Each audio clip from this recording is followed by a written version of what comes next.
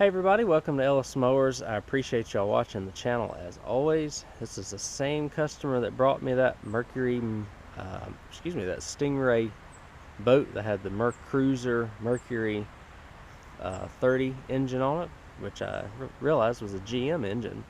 I guess while I was doing it, or after I was doing it, which is kind of cool.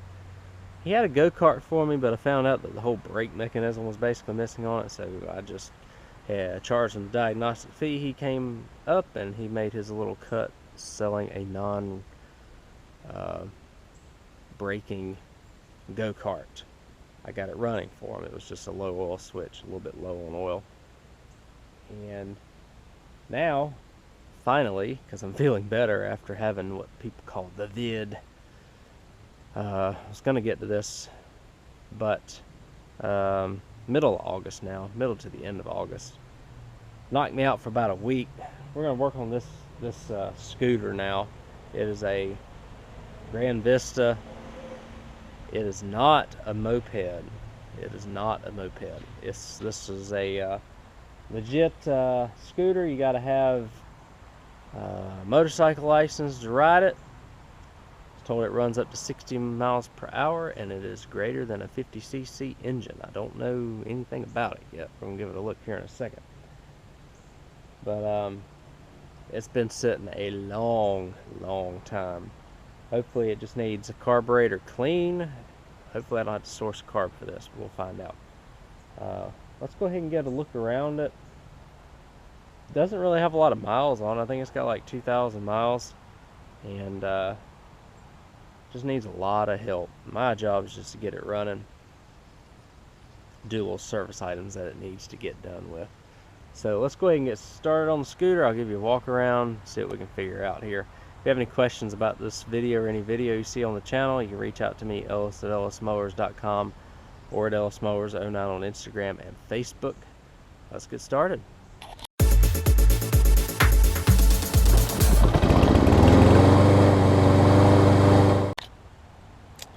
Alright guys, so this is another first for me.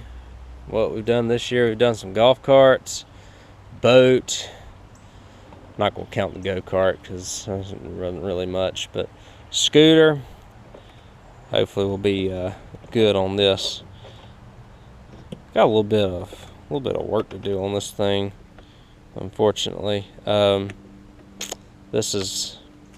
We'll figure some stuff out. He did leave me, thankfully, a new battery for this, so we can kind of crank on it a little bit and be okay. And silly me, oh, what the heck's going on here? I don't even know. A little bit of insulation falling off. I did that. So, go-kart with no brakes got away from me and knocked it down. Fortunately, I mean, we got faded plastics and all that junk on here anyways, and we got a seat that's chewed up at the top, so it's not like this thing was cosmetically perfect anyways. So what we do need to do is this is a Kymco, Kymco max load 5 kilograms. That ain't much. It's maybe about 15 pounds. Is that about right? Yeah, about 15 pounds. Go get your milk with it, right? Latch is a little bit wonky, which is why he left this open for me. Don't have the battery hooked up. Gas is right there. You can see that this stuff was already like this when I originally got it. So I didn't screw these switches up or anything. I don't even know what some of these things are, but you got your throttle right here, whoom, VIN plate right there, a couple of these bad boys. I think that's your turn signals, if I'm not mistaken. Toot toot with the horn. I think you start it by pulling that. Those are your brakes, I think. Hopefully the brakes are good. I don't want to be having to fix brakes. It's actually a liquid cooled engine as well, so that's kind of neat. Got some sort of switch right there. Don't have a clue what that's for. Oh, that's for headlights. And ignition key, all the essentials. Tires are a little flat. I was like, I wonder how I access the engine, because I saw this and I'm like, what is this? This is a fuel line that's pulled out from somewhere, but I'm pretty sure this is just the vent line. We'll find out here before long. But to access the engine, I've got to go into this nastiness and pull out a couple of bolts here. Pull out that screw right there. And I think I can access the carburetor and most of the essential engine parts through there. Hopefully so, because I don't want to have to be taking this whole back panel off of this thing just to get a look at the carb. Might be able to take that off right there and get better access as well. We'll see what we end up getting ourselves up into on this thing. But we will go ahead and get started. I'll go ahead and get a screwdriver and get that screw off, and we'll see what we can do to access that carburetor under there, see how bad it really is, and see what else we might need to do to this thing in order to get it running. Alright, so we fast forwarded a little bit. Nothing y'all really haven't seen yet. What is going on is I put the battery in it, as you can see. I took 4 bolts off for the seat, and then there's a 5th screw right here, and that got the seat off, and now I've got access to all this, so that's good. Got the starter to where it'll actually turn on. For some reason it was working fine, and now I can't get it to work with the switches. But I can get it to kick over whenever I jump the solenoid. So I mean,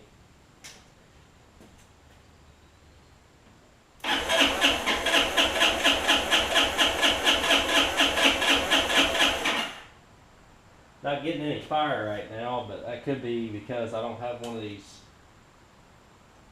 switches right or something, you know. So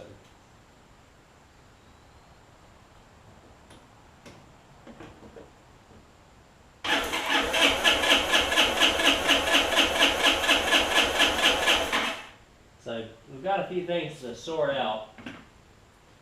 Might just be a fuse, honestly, and y'all aren't seeing a thing, are you? So I've jumped the solenoid, which is right here. Can't get it to fire yet.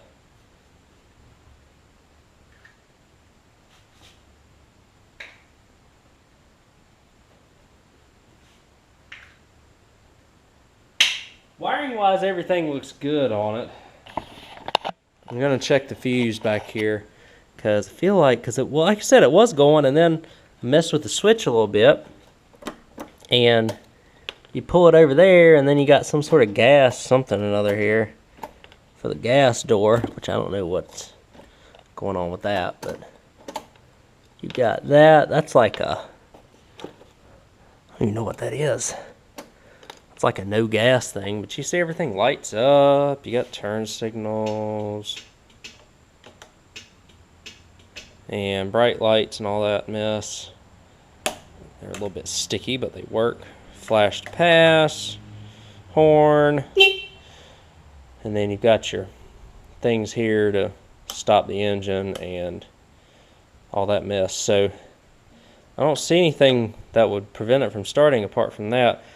Check the fuses though, and then we're gonna go in. I gotta figure out where that orange spark plug and everything is on this thing. Where are you?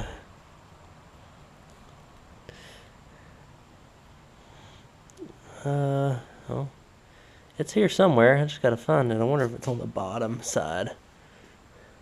But everything starting wise works, so that's good. Then I gotta get this whole, probably gonna have to get this whole mess off and clean it. Unfortunately, that's not gonna be the fun part, but we'll see what we end up having to do here. Alright guys, what's frustrating is I got it to start with the whole assembly, and now I can't. So that's after I turn the ignition switch in a couple of different places, but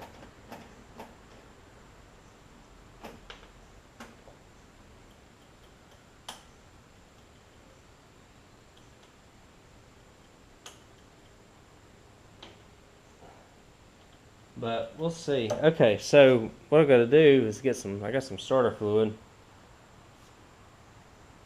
I'm gonna spray it down the throat and see if I can get it to crank. One more time here.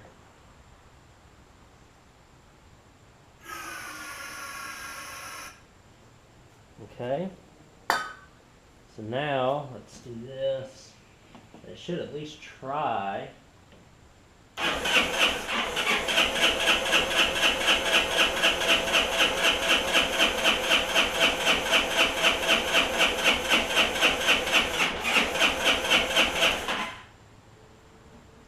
That down, do we?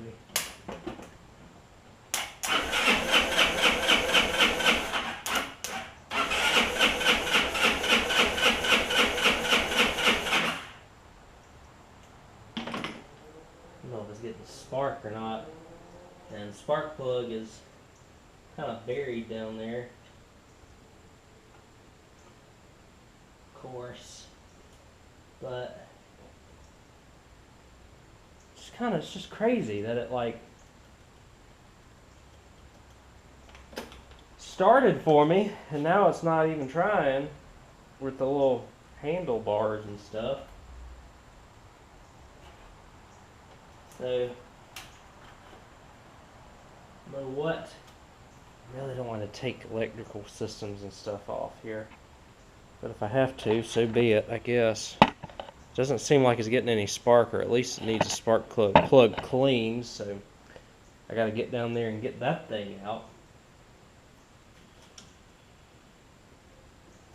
Or at least, let's see, if I can get the plug wire off, I can test for spark at the very least, I suppose. Make sure that we're getting spark. Probably needs a plug. It's got a bunch of varnish and stuff on it.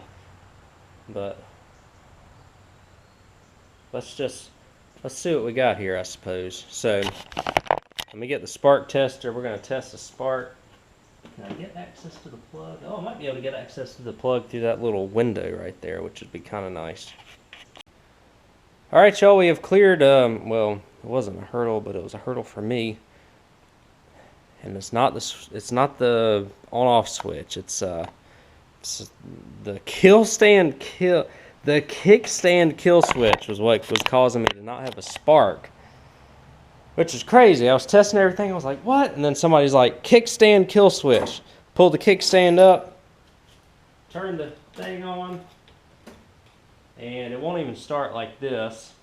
So I've got to start it like this.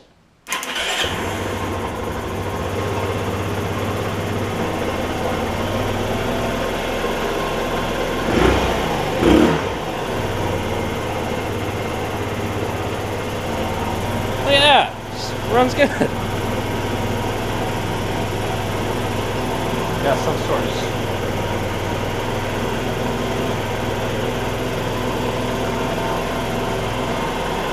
smoke coming from somewhere. Oh, I bet it's from the brake.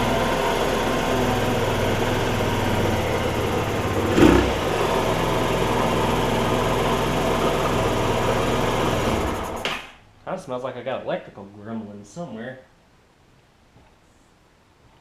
Smells like wires. Hot wires. Could just be, oh, I think it's just crap burning off the engine, honestly. And of course,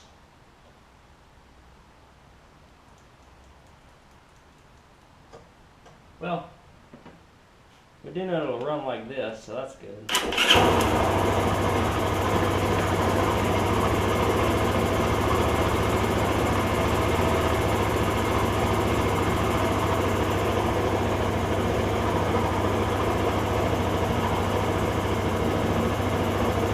Got leaves and junk in there.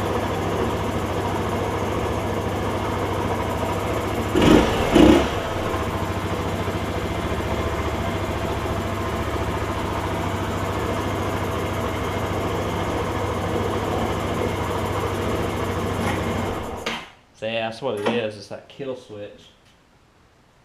So I gotta figure out. I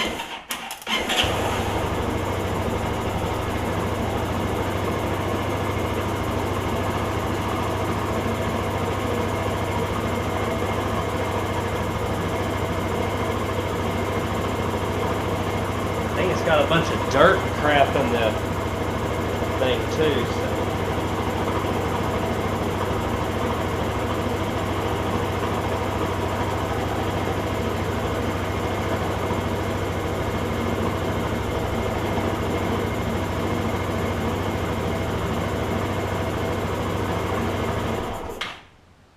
Got to figure out why it won't start on its own.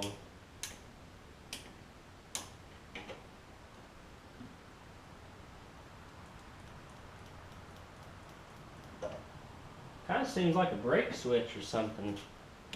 Okay, so there's like 5,000 engine stop. There's like 5,000 engine stop switches on this thing. So the brake light does not work. From what I can tell.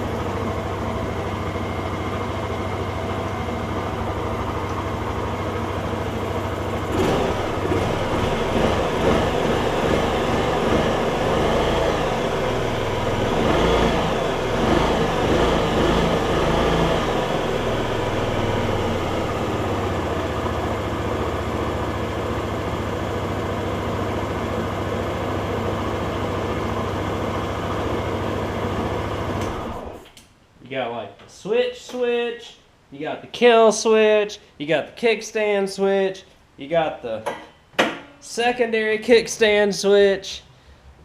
Man, if you think lawnmowers have a bunch of safety switches on them, holy cow. So I've got to figure out why that switch isn't starting it. Unless this thing is supposed to, like, I don't know. Like, is it supposed to? You're supposed to crank it like a car? Like I said, it worked briefly for like 2 times, and then I did something and it don't work no more. So I got some sort of continuity going on between the switches, and I'll show you the one thing that's kind of bothering me with this is that we've got something going on down here, like this yellow switch, which I don't even know what that goes to. It's got a, almost looks like it went to the windshield or something. Isn't working. The kill switch is working, which is good, but the start switch isn't working. So I don't know if I can get like I don't know if I just need to tear this apart, but what I am going to do is I'm going to put this diaphragm back in for like a needle. This is almost like a, I don't even know what it is. It's like a diaphragm, and it operates something.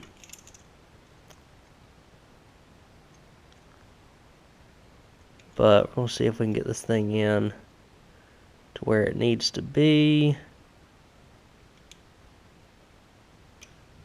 I don't know exactly what purpose it serves, but it's there.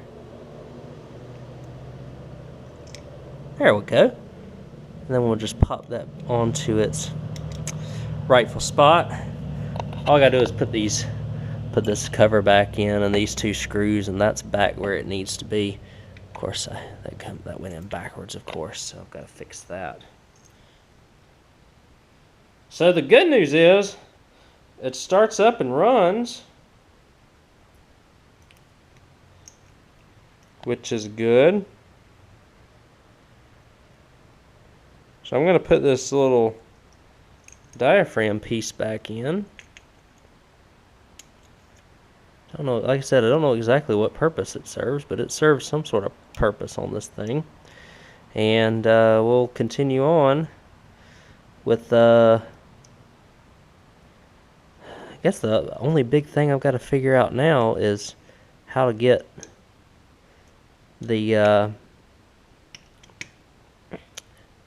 how to get a switch to start this thing up. I mean, that's easy if we need to, because all the kill switches work. That's easy. I can wire a switch and be done with it. But I don't want to have to do that if I can avoid it. But one thing I am going to do, because I ain't never rode one of these before, I'm going to grab my helmet and we'll ride it up and down the driveway after I get some air in these tires. So let me do that. And then we'll figure out this whole situation with the kill switch and whatnot. Hopefully it won't be too bad. We'll figure something out with it though here in just a second. Alright, so I've devised a temporary solution. I do want to get some bigger gauge wire, but this is the temporary solution, was to literally put a switch. That wire gets kind of hot if you crank on it for more than about 15 seconds, but all wires do, right? I figured out what the switch was for. It was for the mirrors, which it was blown shot anyways. It wasn't going to work. So, but this kill switch still works. That obviously no longer works.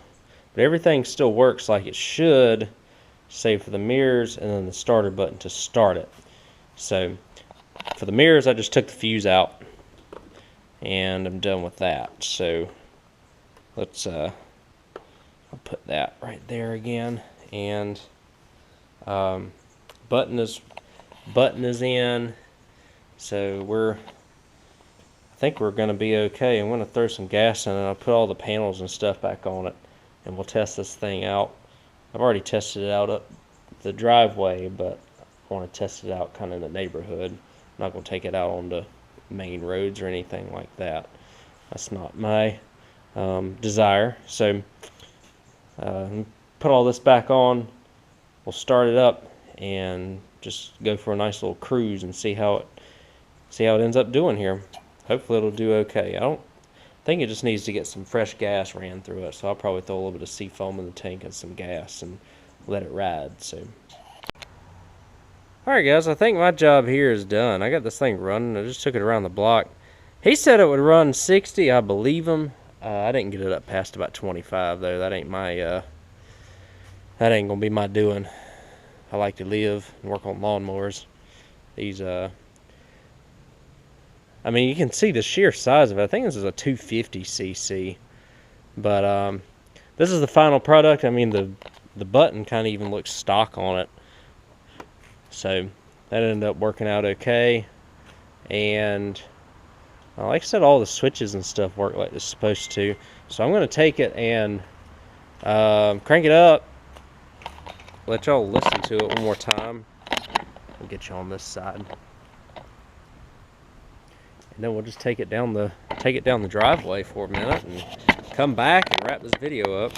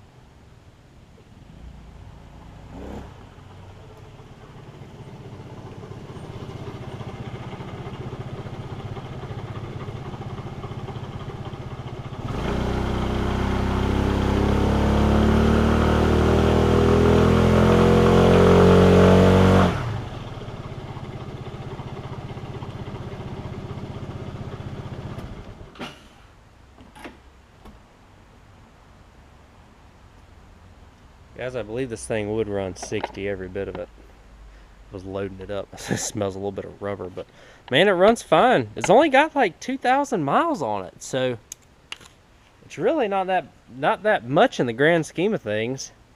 And I'm glad it wasn't much to fix, because these things could be a pain if they or any more difficult than what this was. And I didn't fix it the way I wanted to, but I got it fixed right, or I didn't get it fixed right, but I got it fixed to where it's going to work for him, and he would be able to sell it on. It ain't going to fetch top dollar or anything like that, but it'll at least probably get his money back, plus some decent profit for him. Let's wrap this video up.